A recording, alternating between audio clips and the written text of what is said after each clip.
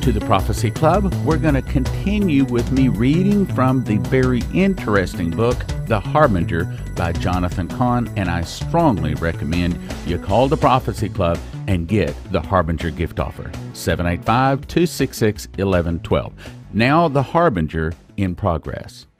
And the act of laying down the quarried stone would be a manifestation of what the commentaries call the spirit of defiance. Quote, "The bricks may have fallen down. It was of no consequence. They would build with hewn stone. Thus, they breathed the very spirit of defiance." Unquote. Another quote is, quote, "The nation determines to act in the spirit of defiance. It will turn its fallen bricks into massive stones." Unquote. The spirit of defiance.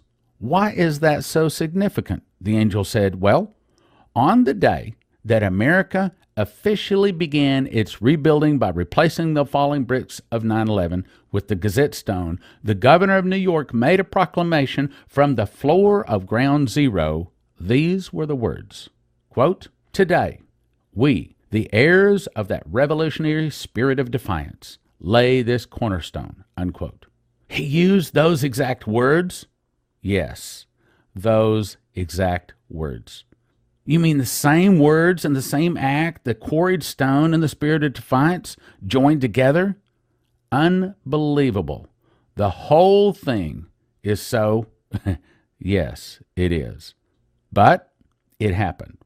The ancient drama reenacted on Ground Zero. And what happened after, I ask, after the stone was laid? What happened after especially striking the rebuilding of the Ground Zero had already become tangled in a continual stream of controversy, confusion, obstacles, dissension, conflict? Even after the stone was set in place, the tower's construction would be challenged, halted, redrawn, renamed, and reversed. The plans to rebuild Ground Zero would be frustrated for years. Eventually, they would remove the stone from Ground Zero altogether. Strange, I said. They removed the cornerstone, and after all those words? Strange and not so strange. The plans of ancient Israel to defiantly rebuild itself would likewise be frustrated. It would ultimately lead the nation to the point of destruction. The laying down of the Gazette stone was one more link in a chain of judgment. The commentary goes on to reveal what it all leads to. Quote, "It will turn its fallen bricks into massive stones that will not fail. It was to be followed with fearful penalty, to be pressed on every hand by its enemies, to be prepared for still impending miseries." Unquote. The defiance of God shuts out immeasurable good. Unquote. It's a repaying. It's a repaying itself. The whole thing. It's so uncanny. And they had no idea of what they were doing. They were reenacting the ancient prophecy. And yet they all ended up stepping into the ancient footsteps. It was a prophetic act, taking place according to the mystery. So what does it all portend for America's future? If those who came to Ground Zero that day to issue their proclamations had realized what it had all portended, they would have stayed home. He reached into his coat pocket and gave me the next seal. "The sixth seal of the sixth harbinger," I said. "And this is?" "The image is clear enough," the angel said, "as it is the prophecy. This one shouldn't be hard to uncover. Still, some help would be appreciated." The sixth harbinger appeared the same day as the first, and in the same place of the one that came after it. "Well, that really clears up everything," I replied, "and to think I was worried you wouldn't be specific enough this time." "Noriel?" "Yes?" "Have a great rest of your vacation." And with that, he left me there, standing at the edge of the mountain. "I'm sure I will," I answered in a raised voice. "Try to get some rest," he responded as he walked. "Rest is good. And of course, I'll be sure to bring you back a souvenir," I shouted. "Just the seal, Noriel. Just bring back the seal." And with that, he disappeared into the woods. Now, for the final segment, the sixth harbinger. Oh, no, it's not the final segment in the book. I'm only 25% into the book. There's a lot more. But I can't read it all on the radio. We've got other things we've got to go to. So this is going to be the final segment. I do not just recommend, I'm going to make it an assignment. If you're a prophecy student, brothers and sisters, you just have to call and get this. You must have this for your own good. You want this information beside your bed as you go through the next 5, 10, 15, 20 years. Just like you want Dimitri's information, you want this information. Call a prophecy club. They'll tell you how to get it. All right, let's go on. The sixth harbinger, the sycamore. He said the image was clear. So what was it? A tree, he replied. A tree is in the prophecy? Yes, as in the very next words of the prophecy. Now, I'm going to skip and I'm going to go right to where he next met the angel. How's your search going, Noriel? He asked. How does it look like it's going? I'm in a rowboat on a lake in Central Park. Not very well, but you're in a place of trees. Is that the place of our next meeting? I guess it is. Then how do we meet? Either you get out of the boat and join me on the bridge, or I get off the bridge and join you in the boat. I'd recommend the latter. So he came down from the bridge while I navigated the boat to the side to find a place from which he could get in, which he did. It was now me and the prophet, again I think it was an angel, but he calls him a prophet, in the rowboat on a lake in Central Park. There were several other boats in the water that day, but from the moment he joined me, everything else faded into the background as the focus turned into an ancient mystery and the future of a nation. We could have been anywhere. He was quiet for a time. We both were. As the boat neared the middle of the lake, the prophet broke the silence. So, Noriel, what have you found so far? The sixth harbinger is the sycamore from Isaiah 9:10. Quote, but we will rebuild with quarried stone. The sycamores have been cut down. And why do you think the sycamores would have been cut down, he asked. It had to be the Assyrians in their invasion, part of devastating the land. And why would a fallen sycamore be significant? That's as far as I got. If the fallen bricks foreshadow the nation's future collapse, what did the fallen sycamore foreshadow? I don't know. Well, it's a sign of uprooting. The uprooting of a kingdom. Do you have the seal, Noriel? So I gave it to him. He held it up as he began to reveal its meaning. The sixth harbinger, the destruction, isn't limited to buildings. The enemy's attack causes the sycamore to be cut down. The fallen sycamore is a sign of warning, and in the ignoring of the warning becomes a prophecy of judgment. The sixth harbinger, the sign of uprooting the sycamore. But what does it have to do with America? The agents of Al-Qaeda weren't interested in sycamores, and the sycamore of Isaiah 9:10 grows in the Middle East and Africa, not anywhere near the events of 9/11. That's true, he said. So, I don't see how anything could connect, Angel interrupted. The chances of don't mean anything. What do you mean? In the last moments of the calamity, the North Tower began to collapse. In the midst of that collapse, it sent debris and wreckage through the air toward a plot of land at the border of Ground Zero. It was unlike the other properties surrounding Ground Zero in that it wasn't covered with concrete, steel, or asphalt, but with soil and grass. I stopped rowing and let the boat glide. He paused for a moment before continuing. The wreckage hurled by the falling tower struck an object. An object? What kind of object? A tree. No. After the cloud of dust began to clear, police officers, rescue workers, and onlookers gazed at the little plot of land at the edge of Ground Zero. There in the middle of the ash and debris that covered the ground was a fallen tree. It would soon become a symbol of 9/11 and of Ground Zero. And it was a symbol, but one much more ancient than anyone there could have realized, and one carrying a message no one could have fathomed. What tree was it, I asked. The tree that was struck down, he answered.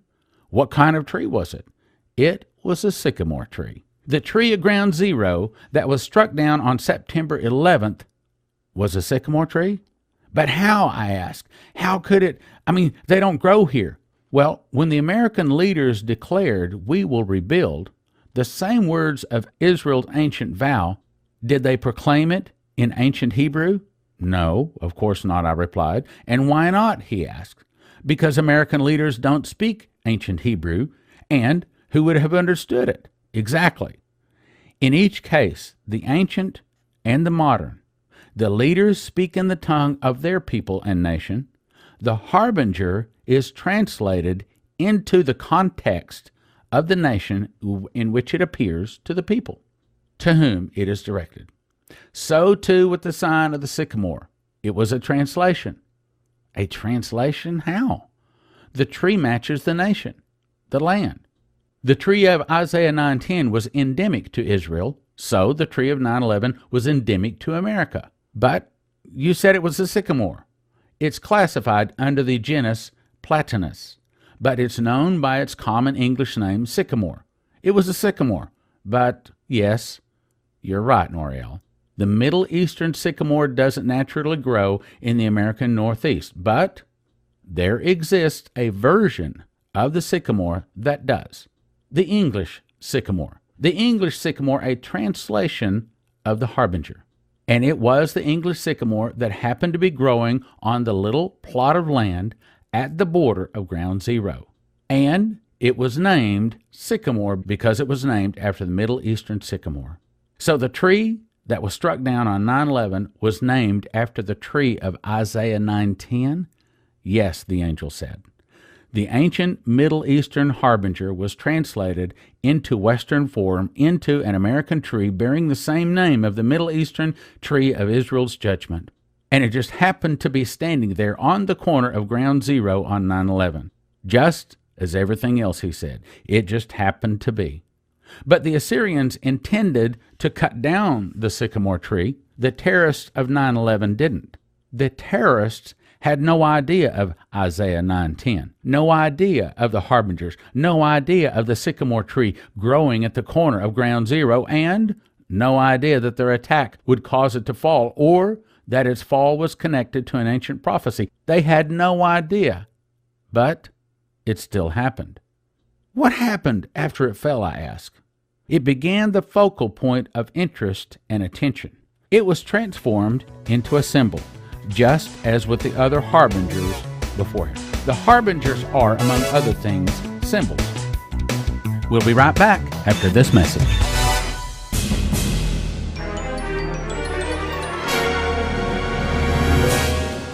Is it possible that an ancient harbinger holds the secret of America's future?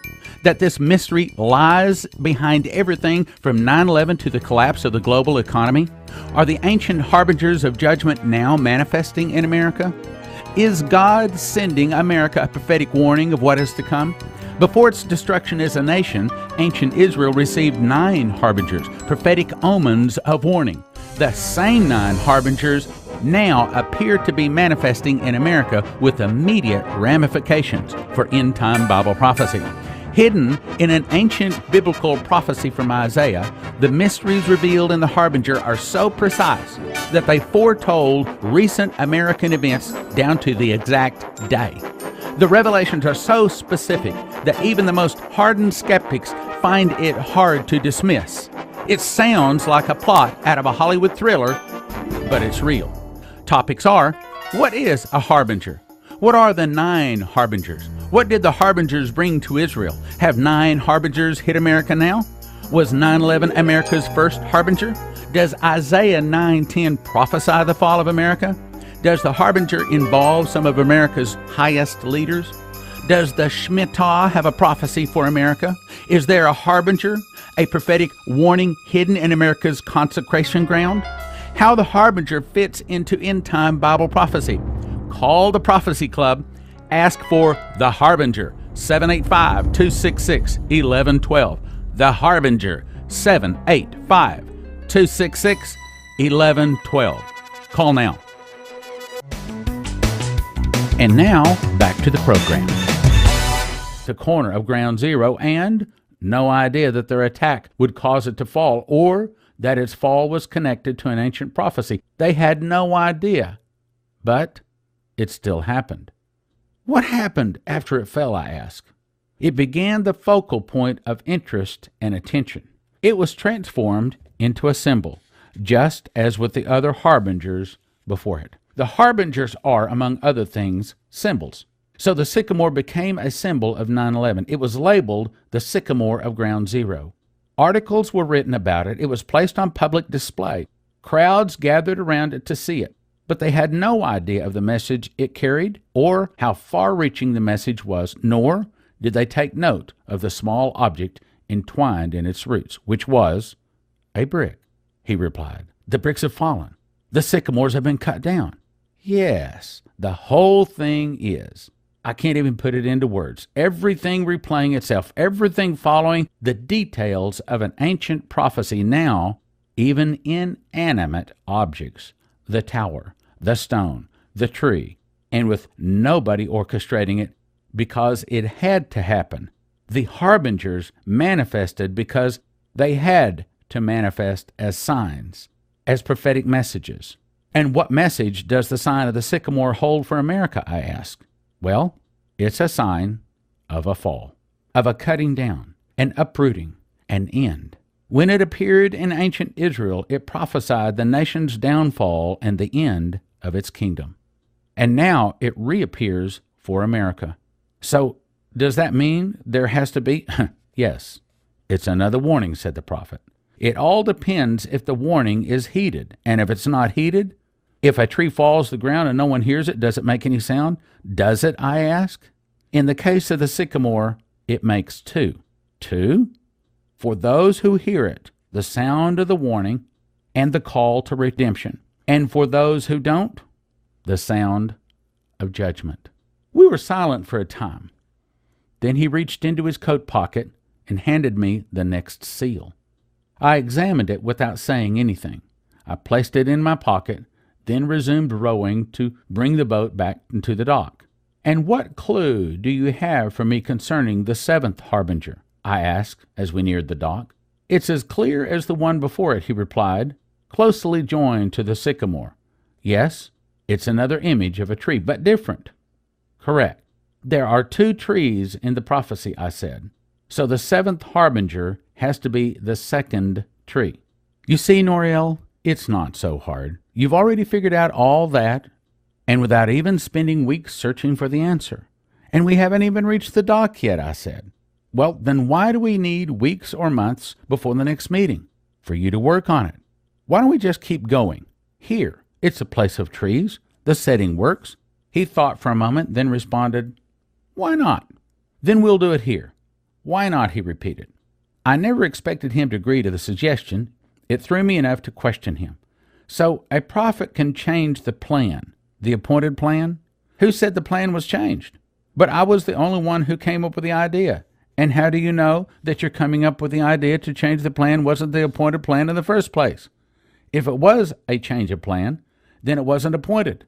And if it was appointed, he replied, then it wasn't a change of plan. So you're saying you plan to continue here all along before I mentioned it? Whether I planned it or whether it happened because it was planned out without my planning, it makes no difference. I think you're just saying all this. And you're free to think that, he replied. So I'm free to think that? I don't have to think that. But that doesn't mean it wasn't planned, he added. How could it be both, I asked. It takes two oars to make a boat go straight, meaning it's both free will and destination, meaning you need to use both oars and focus on keeping the boat straight so we can make it back to the dry land.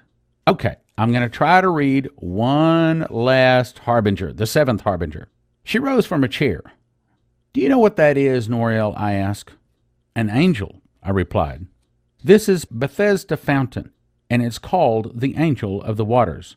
It's from the Gospel of John, the account of a crippled man who waited by the pools of Bethesda in Jerusalem to be healed. And do you know what Bethesda means? No, I replied. It comes from the Hebrew word chesed, which means mercy or loving kindness. Bethesda means the house of mercy or the place of loving kindness. Chesed, mercy, love, it's God's nature, his essence. Don't forget that. Through all this, don't forget that. Judgment is his necessity, but his nature and essence, his heart, is love. He's the one always calling out to the lost to be saved. We resumed our walk, passing by the others in the park, also walking or running and playing chess or just sitting on the park benches, doing nothing in particular. We followed the walking path through the lush green landscape of trees and grass and rocks and bridges. So, Noriel, if the sycamore is the sixth harbinger, then the seventh harbinger has to be the cedar. It's what comes next. The sycamores have been cut down. I will plant cedars in their place. Correct. So the tree on the seal is a cedar. Yes.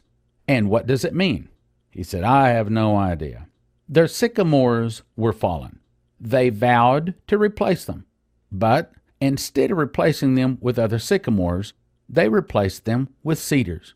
Well, why do you think they would do that? It wouldn't have to be for the same reason they didn't replace the bricks with a quarried stone. The goal wasn't restoration but defiance. So I'd guess that the cedar was stronger than a sycamore or as different from the sycamore. As quarried stones were from clay bricks. You're right. The sycamore was a common tree. It was never seen as something of great value. Its grain was coarse, knotty, spongy, not particularly strong, and though its wood could be used in construction, it was neither the most ideal nor the most durable material to build with. So it was kind of the clay brick of trees. Exactly. And as the clay bricks were replaced with massive stones, the fallen sycamore would be replaced with a cedar. So the cedar was stronger than the sycamore? Much stronger and much more highly valued. The sycamore grew in the lowlands. The cedar grew on high mountains. The sycamore was common. The cedar was exotic. Unlike the twisting sycamore, the cedar was straight, majestic, and towering. Its wood was smooth, durable, and perfectly suited for construction. The sycamore could reach a height of about 50 feet, but the cedar would grow to well over 100. That was the point. They would plant cedars in the place of fallen sycamores. And unlike the sycamore, the cedar would stand strong against any future attack, or so they planned. One commentary puts it this way, quote, instead of hearkening, heeding, and repenting, the nation determines to act in a spirit of defiance. It will exchange its feeble sycamores that are cut down for strong cedars, which the wildest gales will spare, unquote. The wildest gales would be what? He said. The nation's coming day of judgment, I replied. Yes, and on that day nothing would be spared, not the trees, not the stones, not the nation, and the kingdom would fall as quickly and violently as a cedar crashing down to the earth. So it's the same thing they did with the quarried stone. The same act in a different form. They laid the quarried stone in the place of fallen bricks. Now they plant the cedar in the place of the sycamore. It's the act of kalaf, he said. Kalaf? It's the Hebrew word used in the reverse. It means to exchange, to replace, to plant one thing in the place of another. And what about the word cedar? I asked. Cedar is English. What's the original word used in the prophecy? What was the tree called in Hebrew? It was called erez. The sycamores have fallen, but we will plant erez trees in their place. So erez means cedar, I asked. Yes and no, he replied. Cedar is the most often used word to translate erez, as in the cedars of Lebanon. But erez means much more than the English cedar. Come. With that, we left the path and led me over to a tree. How would you describe it, Noriel? It's an evergreen. And what else? Well, it has cones and leaves, leaves like needle-like. It's a coniferous tree. A conifer? The classic botanical word known as Hierobotanicon defines the word erez as a conifer or coniferous tree. The word erez also appears in several different ancient texts where it refers to an evergreen conifer. So an erez tree is a coniferous evergreen. Yes, he replied. But not every coniferous evergreen is necessarily an erez tree. So what exactly is it, I asked?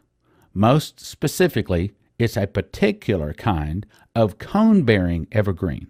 One commentator more narrowly pinpoints it, quote, the Hebrew erez, rendered cedar in all English versions, is most likely a generic word for the pine family, unquote. And that means what? Exactly. The Erez tree would fall under the botanical classification of Pinacea. And what IS does Pinacea refer to specifically? The cedar, the spruce, the pine, and the fir. So the most accurate identification of the Hebrew word Erez would be Pinacea tree. Yes, the most botanically precise translation of the vow would be, but we will plant Pinacea trees in their place. And the Pinacea includes the cedar, but more than just a cedar. Correct. So they plant the stronger tree in the place of the weaker, as they vow a stronger nation to replace a weaker one. The Erez tree becomes another symbol of a nation in defiance, a living symbol of their confidence in their national resurgence, their tree of hope. A tree of hope, but not a good hope. No, he replied, a prideful, self-centered, godless hope. What they saw as a tree of hope was in reality a harbinger of judgment. Well, we're out of time for today, but I do encourage you to call and get the Harbinger. Call 785-266-1112. And until next time, thank you for listening. Thank you for your prayers and your gifts of support. God bless. Now from the Prophecy Club, some exciting opportunities for you.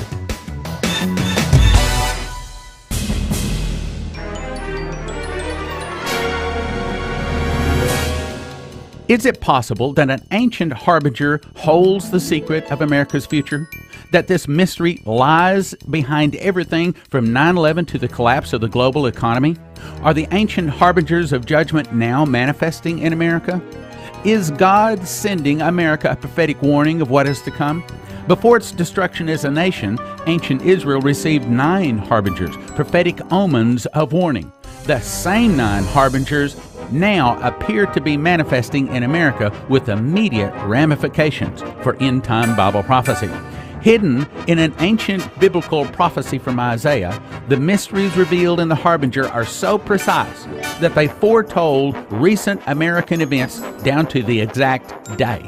The revelations are so specific that even the most hardened skeptics find it hard to dismiss. It sounds like a plot out of a Hollywood thriller, but it's real. Topics are, what is a harbinger? What are the 9 harbingers? What did the harbingers bring to Israel? Have 9 harbingers hit America now? Was 9/11 America's first harbinger? Does Isaiah 9:10 prophesy the fall of America? Does the harbinger involve some of America's highest leaders? Does the Shemitah have a prophecy for America? Is there a harbinger, a prophetic warning hidden in America's consecration ground? How the harbinger fits into end-time Bible prophecy. Call the Prophecy Club. Ask for the Harbinger, 785-266-1112. The Harbinger, 785-266-1112. Call now. Are you needing a touch from God, or to be healed, or a prophetic word for direction in your life? Others have said that getting away from the land that can carry principalities, powers, rulers of darkness, and spiritual wickedness in high places allows the power of the Holy Spirit on the sea to flow very powerful. The Prophecy Club has organized a Caribbean cruise for some serious last days ministry. You'll have 4 ministers, Stan and Leslie Johnson, Bree Keaton, Rick Madison, ministering to you in 9 2-hour meetings, all in a 1-week cruise. Our Valentine cruise is February 9 through 16, 2013. Call Pastor Sharon 209-588-9565 or email heavenlycruises@gmail.com. That's 209-588-9565 or heavenlycruises@gmail.com. Now, you must book early to ensure the best cabin location, price, and enjoy the payment plan. 209-588-9565.